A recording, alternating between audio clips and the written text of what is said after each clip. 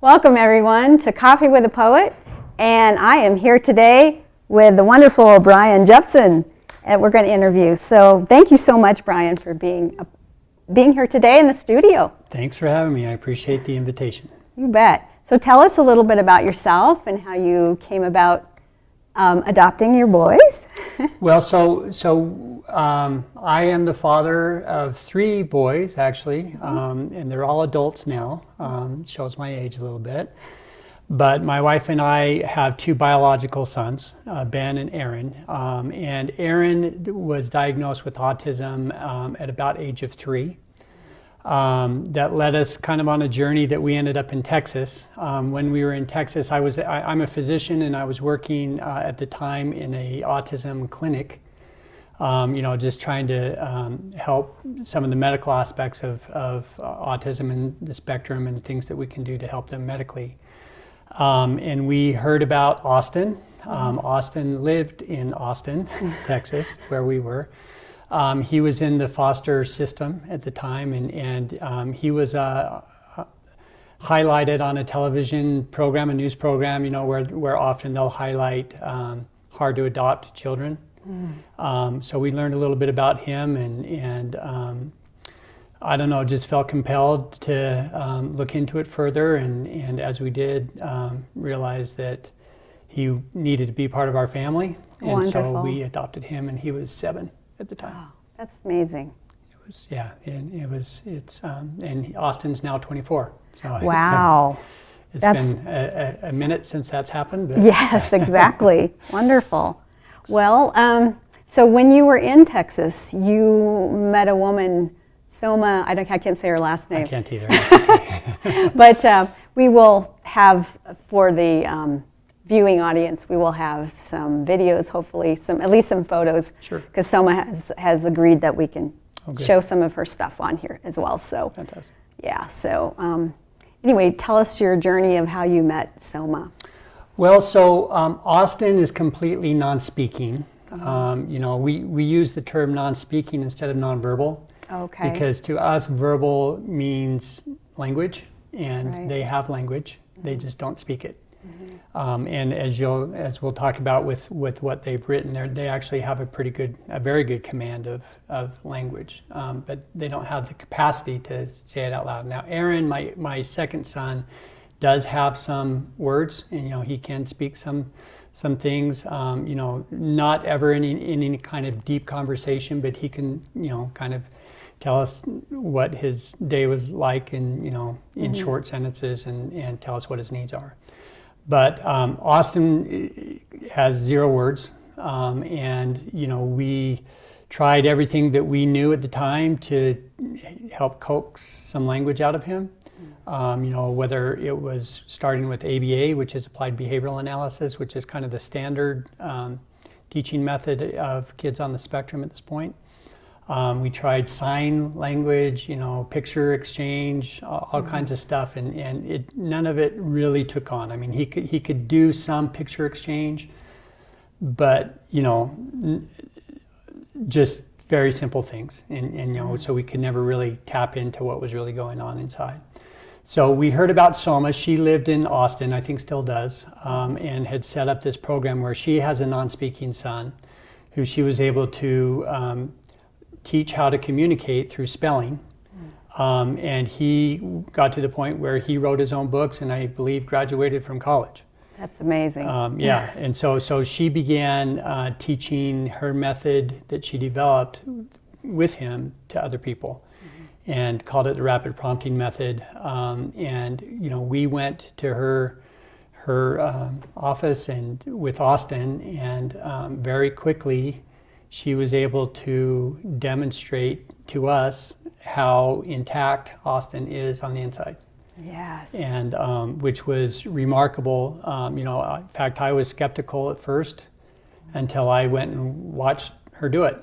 Okay. And at that point, it was very clear that was coming from Austin, and there was nothing that she was doing other than just.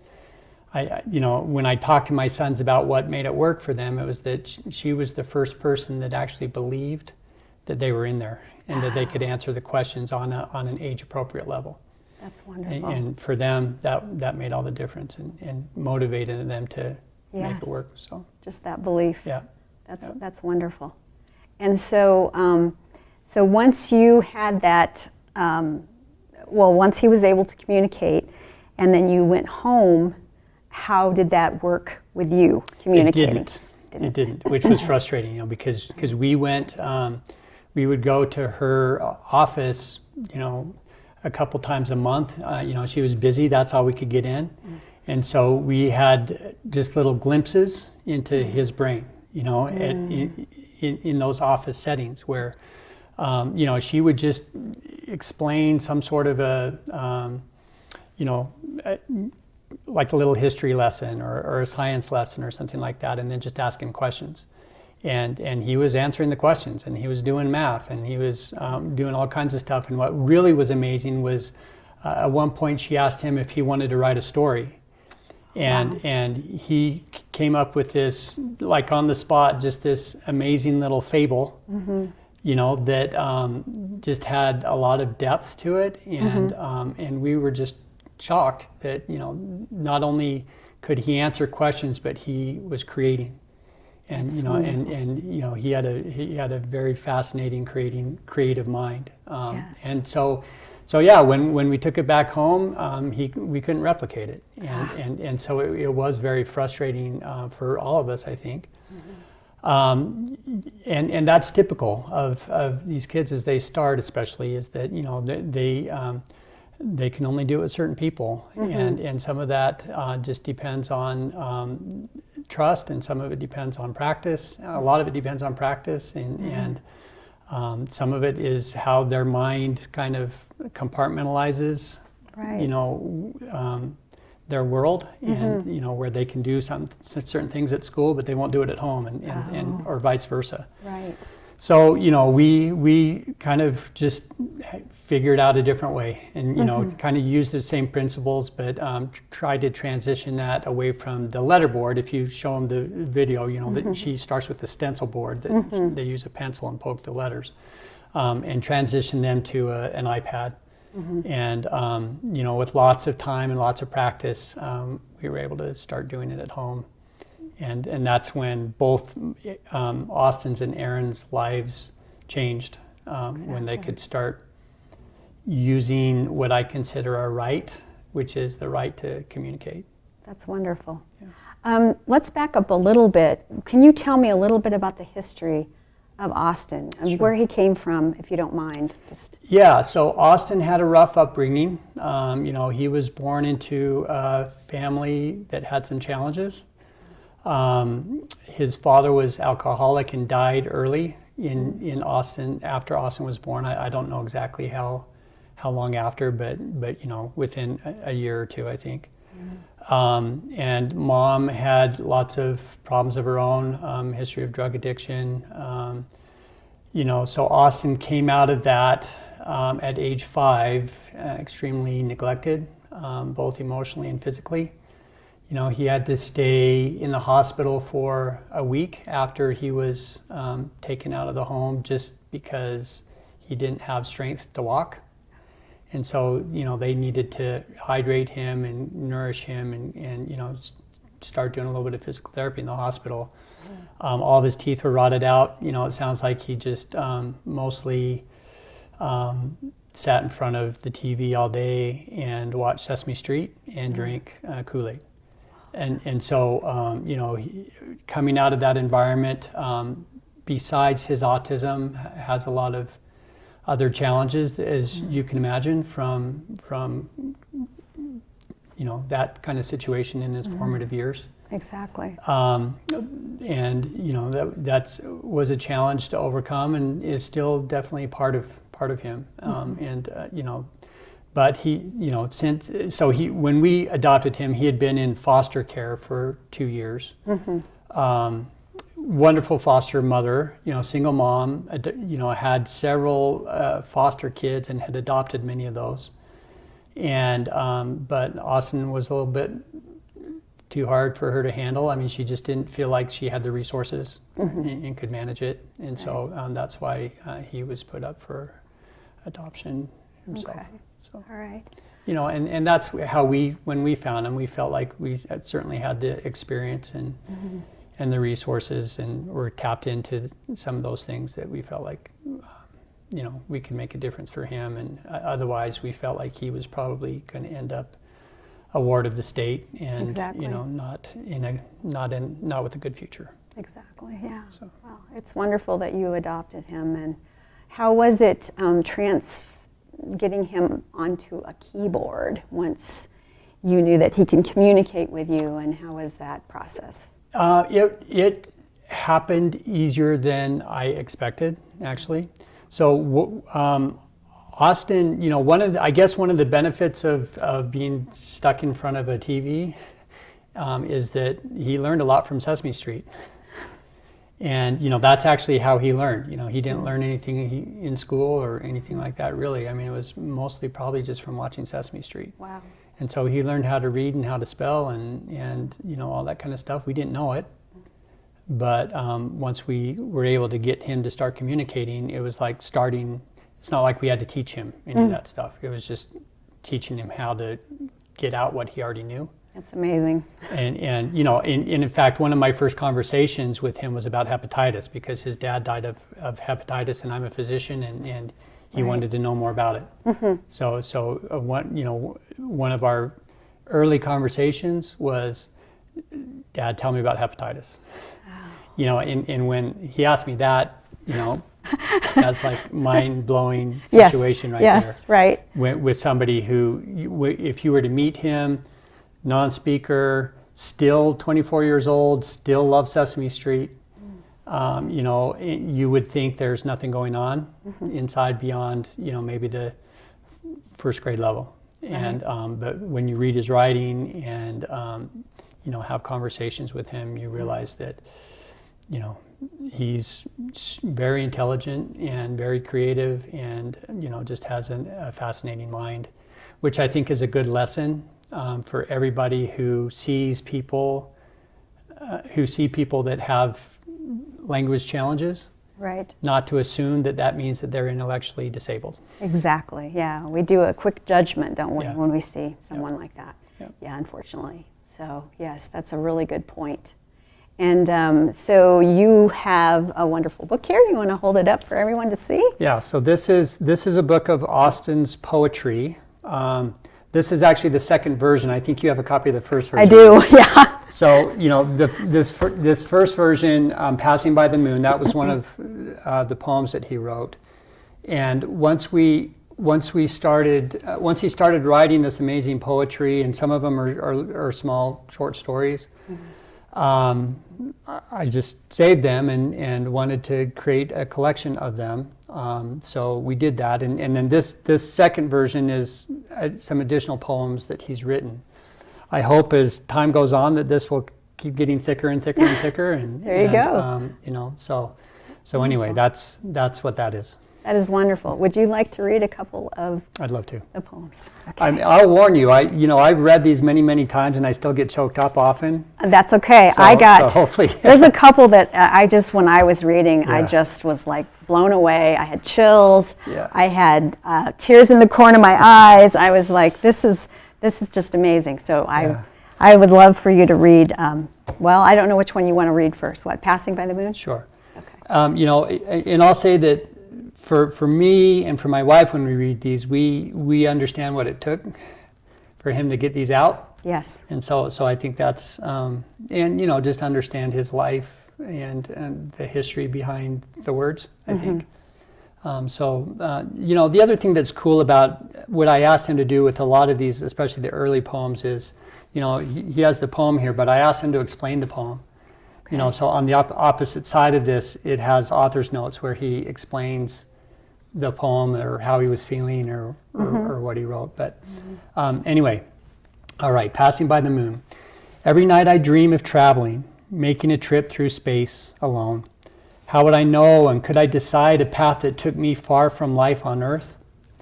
Aren't we supposed to be grounded and safe, covered and protected by an atmosphere? Small as I am, and so inconsequential, would I simply disappear like a shooting star? which planet would become a suitable new home where life makes sense for people like me. All we would need and all we would want and all we would ask for is a tiny piece of the universe, for a language and a purpose and a common understanding and a chance to create something new.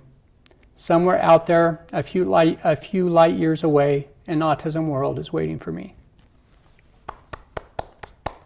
Sorry. Thank you. It's okay. I understand. Silence is silenced. Silence, an unwanted companion, ape-like utterances, my only option, the muzzle called autism. When would I be freed? Pencil through a letterboard, are you really in there? An angel war? A halo. Words on a wall, a story from the pencil, and autism speaks. Words on a keyboard, the people can't believe it. Can it be true? A silent boy has spoken. A spell has been broken. The words are like pearls. Come read with such wonder and marvel and plunder. So what is the worth of a word? A word can change minds, and minds can change nations, and nations can change the world. My words are invaluable. My words are my mission. My words mean everything to me. So Halo is the name of the of Soma's school. Right. So this is really describing his experience. You know, learning how to type or how to communicate with her. And so HALO stands for Helping Autism Through Learning and Outreach, correct? Right. Okay. That's wonderful. That's beautiful. So this poem was actually published, you know, the Louisville Review, which is a national literary magazine, picked this one up and published it back in 2017. Nice. So that's cool. Yes. So is Austin continuing to write daily or as much as he can? Yeah, or? not daily. He actually does not live in our house. He's at a host home, and you know we bring him home every couple of weeks, or you know like he's home for multiple days every other week or so. And so when he comes home, we try and type. You know, he doesn't always have a poem in his head. You know, sometimes it's just conversation.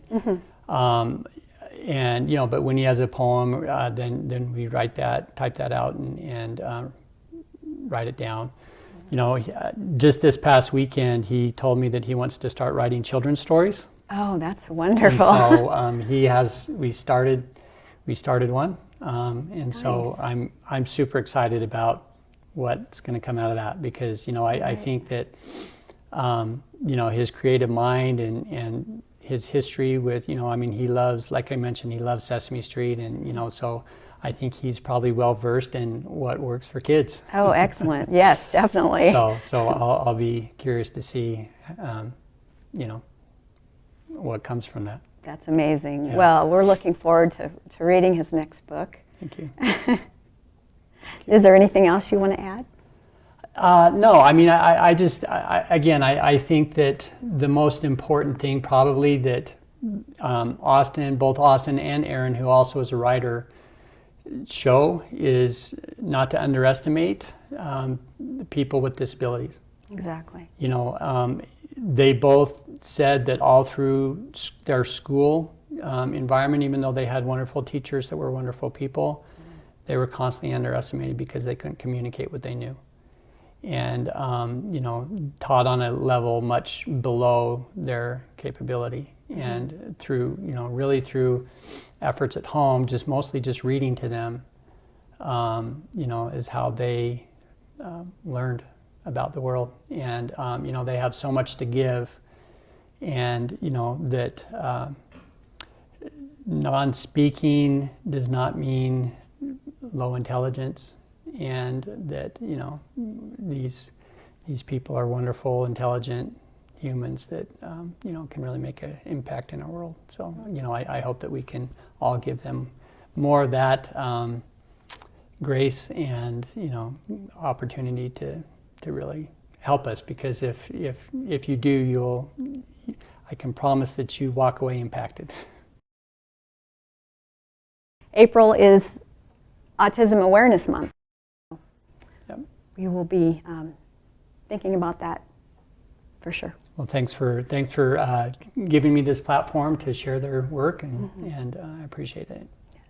Thank you so much, Bryan. Okay. And thank you, everyone, for being with us today. And join us again. And remember to subscribe.